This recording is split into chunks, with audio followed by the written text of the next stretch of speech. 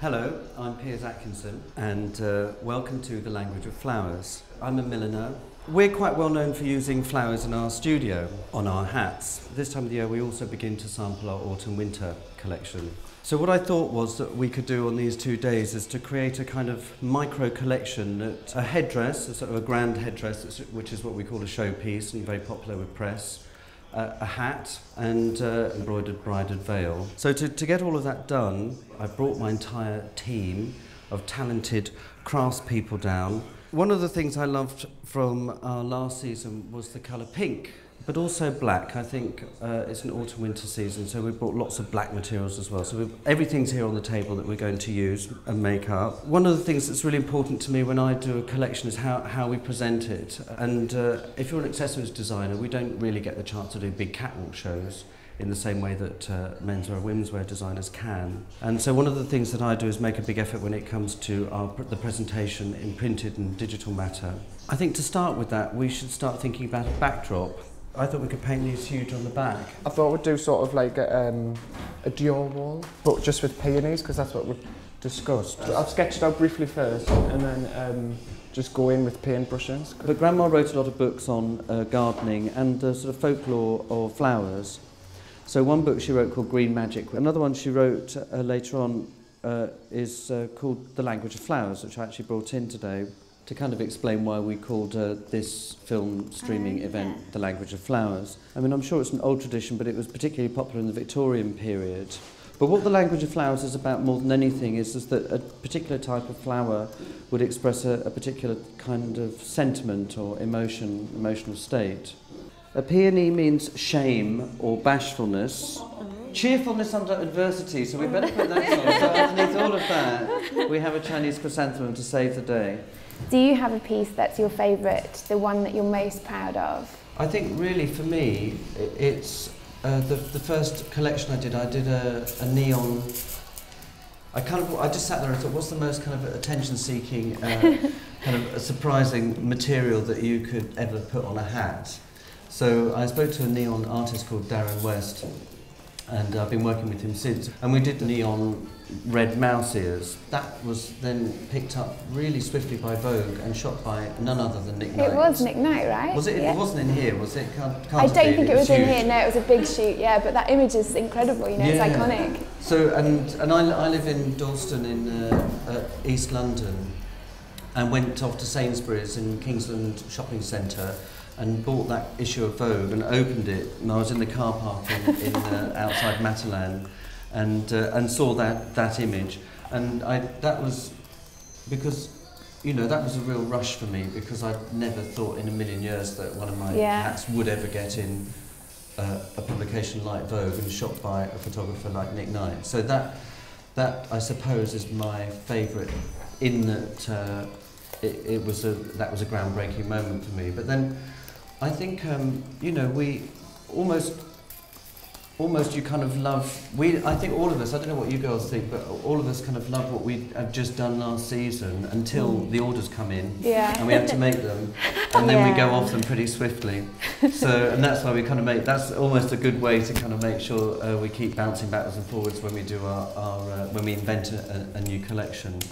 So this is Lizzie, who's a fabulous milliner, Lizzie McQuaid. And Jess is also working with you this morning. She's downstairs soaking. She's just arrived. She's up here. Here she is, Jess. Welcome. Thank goodness, we've just, as if by magic. And this is Jessica Broas, another fabulous milliner who I'm also lucky to have working with me in my studio. So really, girls, I was kind of handing over to you for a bit, because these two are magnificent blockers, and they're going to do this crown and brim for our glamorous black hat. So I suppose you could sort of talk about what you've just done, Jess. What is this? Is soaking wet? Yeah. So we're using a water-based stiffener to stiffen the material, which is pin and pop. It looks a little bit like cinema, but it isn't. It's a sort of much finer kind of weave. And this is a natural. It's a natural straw fibre. A natural straw fibre, and because it's sort of woven quite loosely, it's a lovely material to sort of stretch around these kind of complicated shapes. It's really going to mould to our block. One of the things that I sort of found quite interesting when we first started working with brims, this is a shape called a block. When you're looking at this huge shape, you're kind of trying to work out how on earth this might turn into a hat. And what you really need to do is sort of to look at this plane, which is rather than the actual whole lump of wood. So the fact that you've got this kind of loose weave, it makes it a lovely material to stretch over this. You can also use felt, which we use quite often. Well, that's what you generally would use for an autumn-winter collection. This is more spring-summer. So when we're making a couture hat for like a client, somebody will tell us what their head measurement is, and we make a hat in sort of 2 sections so that it fits the wearer's head, because sometimes the brims... You don't want it to sort of sit up here and fly off in the wind. Well, yeah, but if you have like an all-in-one sort of block, you're kind of a lot more limited to what shape you can use. Drawing out all of the stiffener that's been left over in it, because if I don't do that, then I might get some sort of window painting of the stiffener left over. So we've got our finished brim. Finished. Well, I quite like it like this, actually. Blocked brim. And our blocked crown.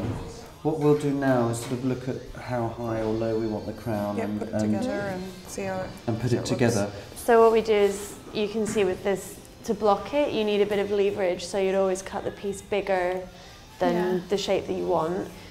So once it's dry, you want to trim it down to the actual finished crown shape that you want on your hat. The very traditionally made top hats or things like that, they'll have very strict measurements that they would always work to.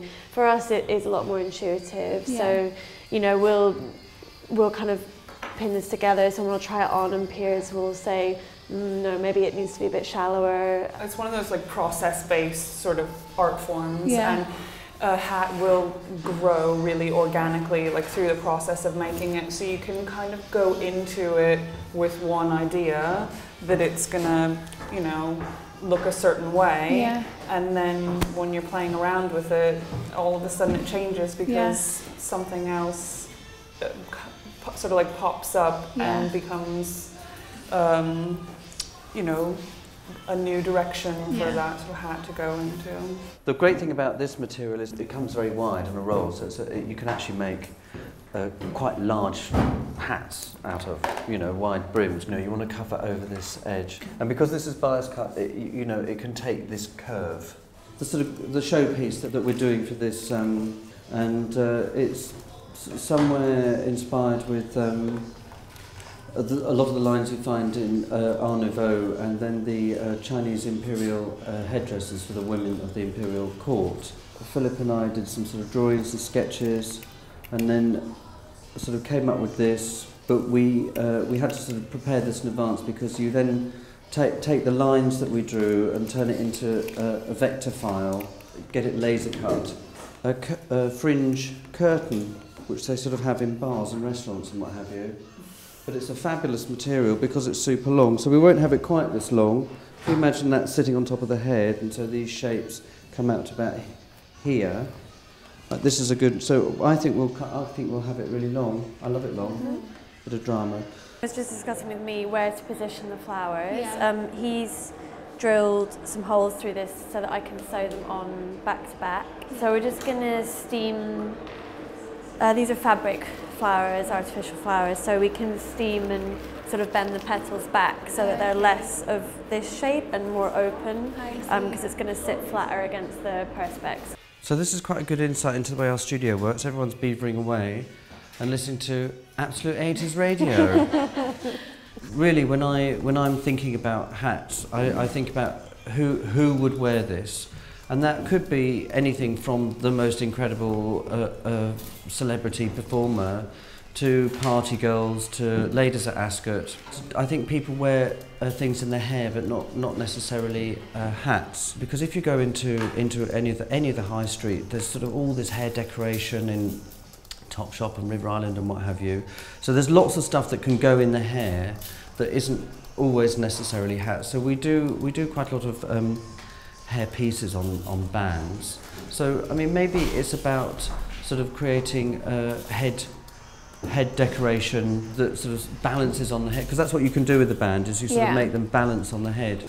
So we were going to talk about maybe putting some sort of insect embroidered veil somehow on the face. So what would you do if you were embroidering this? Would you do this white? Because we'll put it on a black tulle veil. I think we should do it see-through, so you use... So you do the veins rather than... So just do the veins, else it's going to look really heavy. When you do your embroidery, do you sew over this? I use a special stuff, yeah. And it's kind of like, it looks like clean film, and then I draw it onto that. Oh, okay. And then you put it underneath the bow, you tack it onto the bow.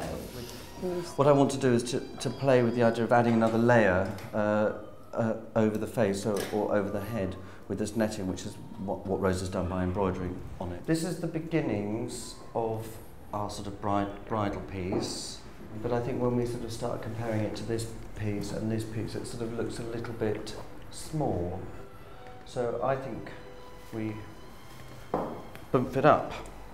But how did you begin a career in millinery? Didn't you study something else? I studied graphic design and photography at Bristol University, but I was doing kind of costume making and I suppose kind of my version of styling. I didn't even know it existed, do you know what I mean? When it comes to my career, it's more to do with just sort of luck, I think. You know, I was interested in fashion, like I say, sort of looking at fashion magazines and these sort of fantastic scapes, you know, these visions. Are your hats only about aesthetic, or are there any statements that you strive to make with your work? I think, like a lot of people in English society, we're a very polite culture, but on the surface, but not necessarily polite people. So I kind of quite like to put slightly sort of subversive, rebellious, maybe sexual or naughty elements into certain hats. So people feel a bit silly and giggly and put on a hat, and then they turn around and look in the mirror. Oh, it's rather nice, and then they sort of stand differently. And so there is something very rewarding about seeing a customer put on a hat and feel good about themselves. You need confidence to wear it, but then I think the hat also kind of gives you confidence too. Wearing a hat definitely draws attention. It just makes people notice you a bit more. So yeah, some people love that, and they probably wear hats every day, and that they love that element of it. So I think it depends on your personality. Yeah. Yes, perfect. And so, what have you got in your hands? Okay, so you got some marriage for, which I was thinking would be amazing for the first girl who's bride, Gigi. Has she? Yeah, so we could get her. Ah, here she is.